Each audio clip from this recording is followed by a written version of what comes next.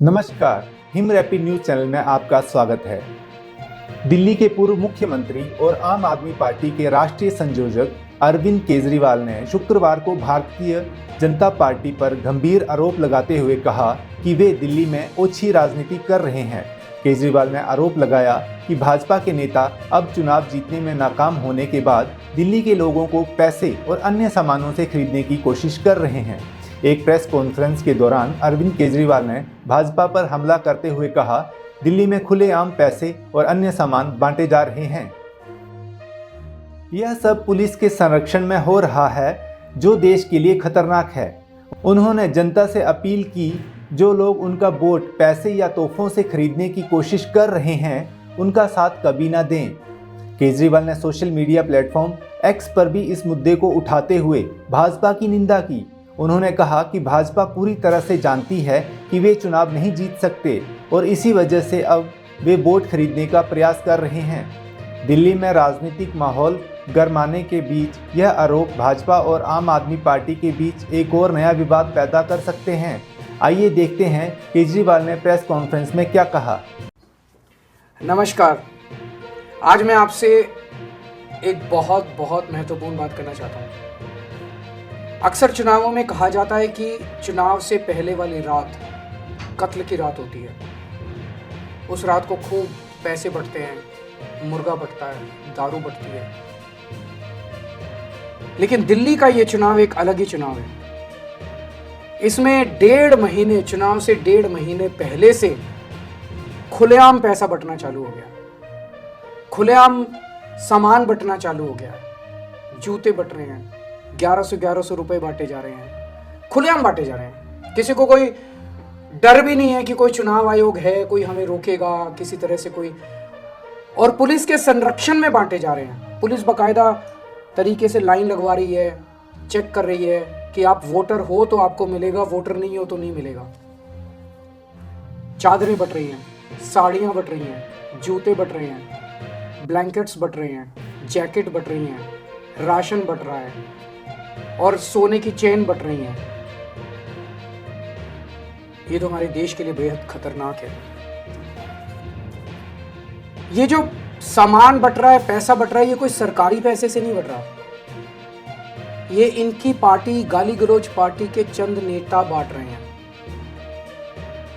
ये पैसा कहां से आया इनके पास? इतना पैसा कहां से आया? करोड़ों रुपया, अरबों रुपया वोट खरीदने के लिए जो बांटा जा रहा है, ये कहां से आया? ये इनका भ्रष्टाचार का पैसा है, जो इन्होंने गलत तरीके से देश को लूट के इन लोगों ने कमा रखा है। मेरी आपसे निवेदन है, ये पैसा इन्होंने इस देश की जनता को ही लूट के कमाया है। ये जितना पैसा बांट रहे हैं, जितना सामान बांट रहे हैं, सब ले लो, चिंता मत करो। ये जो कुछ बांट रहे हैं सब ले लो, लेकिन एक चीज याद रखना, वोट मत बेचना अपना। 1100 में वोट मत बेचना। एक साड़ी के बदले अपना वोट मत बेचना, वे वोट बेशकीमती है। एक चादर के बदले, एक जूते के जोड़ी के बदले अपना वोट कतई मत बेचना।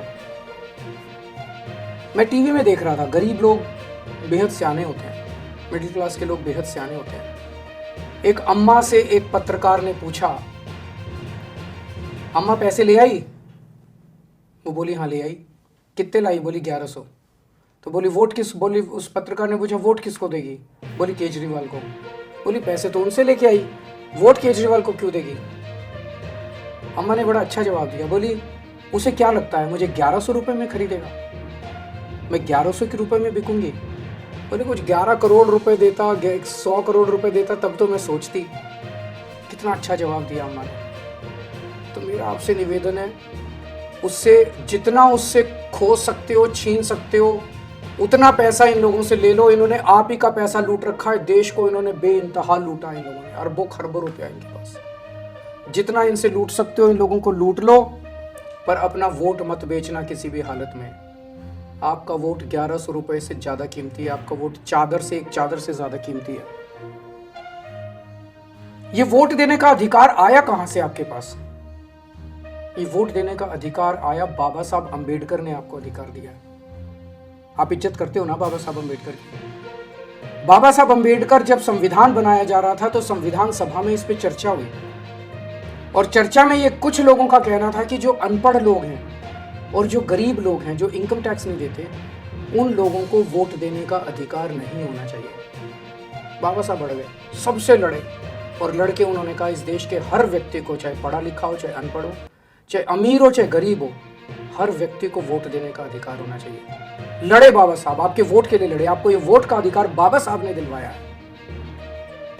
बाबा साहब ने आपके लिए जो संघर्ष किया और आपसे उन बाकी लोगों से लड़ के आपको वोट दिलवाया, उस वोट को एक चादर, एक साड़ी और 1100 रुपये में मत बिकने देना। ये वोट बहुत कीमती है, ये वोट बेशकीमती है, और इस जनतंत्र को बचाना हम सबकी जिम्मेदारी है। अगर ये 1100 रुपये के अंदर वोट खरीदने लग गए तो आप समझ लेना कि पूरा देश खत्म हो जाएगा, देश का जनतंत्र खत्म हो जाएगा, बाबा साहब का सपना खत्म हो जाएगा। अगर जनतंत्र ही नहीं बचेगा, फिर तो जिसके पास पैसा है वो 1100 क्या कल 2200 रुपये दे के वोट खरीद लेगा, 3000 रुपये दे के वोट खरीद लेगा।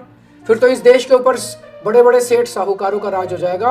आपके बच्चों को, आपके बच्चों के भविष्य के लिए आपके कोई स्कूल नहीं बनाएगा, आपके लिए कोई अस्पताल नहीं बनाएगा, आपके लिए कोई सड़कें नहीं बनाएगा, आपके लिए कोई कुछ नहीं बनाएगा आपके लिए। अगर आपने अपने वोट को बेचना चालू कर दिया तो इस देश के ऊपर लुटेरों का राज हो जाएगा। इन्होंने भी कम नहीं लूटा जो आज देश को। एक चीज ध्यान रखना, जिसको मर्जी वोट दे दो, लेकिन जो आपके वोट खरीदने की कोशिश कर रहा है उसको वोट कतई नहीं देना। वो एक नंबर का भ्रष्टाचारी है, वो गद्दार है, वो देश का दुश्मन है। जो आपको साड़ियां बांट रहा है, जो आपको जैकेट बांट रहा है, जो आपको कंबल बांट रहा है, जो 1100 रुपए बांट रहा है, वो देश का गद्दार है। वो देश के साथ गद्दारी कर रहा है। हमारे देश के जनतंत्र को खतरा, जनतंत्र के लिए खतरा है। देश में जनतंत्र को खत्म करना चाहता है। आप किसी को वोट दे, आपकी मर्जी। मुझे वोट देना है, दो, नहीं देना मत दो, लेकिन उस शख्स को वोट मत देना जो आपका वोट खरीद के इस देश को बर्बाद करना चाहता है। सामान ले लो सारा उससे, पैसा ले लो सारा उससे, सामान ले लो, जो दे रहा है सब ले लो, लेकिन कतई ये कसम खाना कि वोट उसको कभी कतई मत देना। मुझे पता चला कि जब आप में से कुछ लोग उन लोगों के घर पैसे लेने गए तो उन्होंने कसम खिलाई आपको, बच्चों की कसम खिलाई, किसी को भगवान की कसम खिलाई, अलग अलग कसम खिलाई। उस कसम की चिंता मत करना, वो कसम का कोई मतलब नहीं है। कसम का तब मतलब होता है जब किसी पवित्र काम के लिए या किसी ईमानदारी के काम के लिए कसम खाई जाए। अगर आप किसी बेईमान से पैसा ले रहे हो और वो आपको कसम खिला रहा है, वो कसम नहीं लगती, वो झूठी कसम है। इस कसम की आप अपने भगवान के सामने, मूर्ति के सामने खड़े होकर हाथ जोड़ के कह लेना कि भगवान मैंने मजबूरी में कसम खाई थी, वो कसम झूठी है। मैं देश के लिए वोट दूंगा, उस गद्दार को वोट नहीं दूंगा।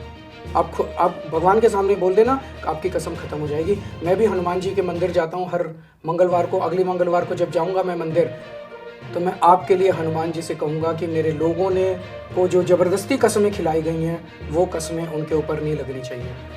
और भगवान जी मेरी सुनते हैं। एक और बात, मुझे पता चला उसने आपको धमकी दी है, उन लोगों ने आपको धमकी दी है जब आप उन लोगों से पैसे लेने गए कि 1100 रुपये दे रहे हैं, साड़ी दे रहे हैं, जैकेट दे रहे हैं, अब हमें वोट देना।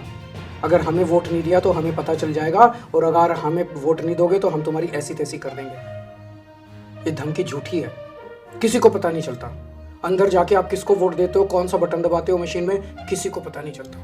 तो सारा सामान ले लो, वोट देश के लिए देना, अपनी मर्जी से देना। इनके डर में आने की जरूरत नहीं है, किसी से डरने की जरूरत नहीं है आप लोगों को। एक और बात है, अभी तो इतना ही पैसा दिया है, अभी मुझे पता चला है और भी बहुत पैसा देने वाले हैं ये लोग। चुनाव के पहले वाली रात को, उसके 2 दिन पहले, उसके 4 दिन पहले, अभी और पैसा देंगे।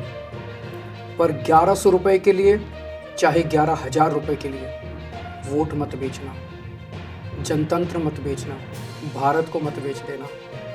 1100 रुपये के लिए, चाहे 11,000 रुपये के लिए, अपने आप को मत बेच देना, अपने ज़मीर को मत बेच देना।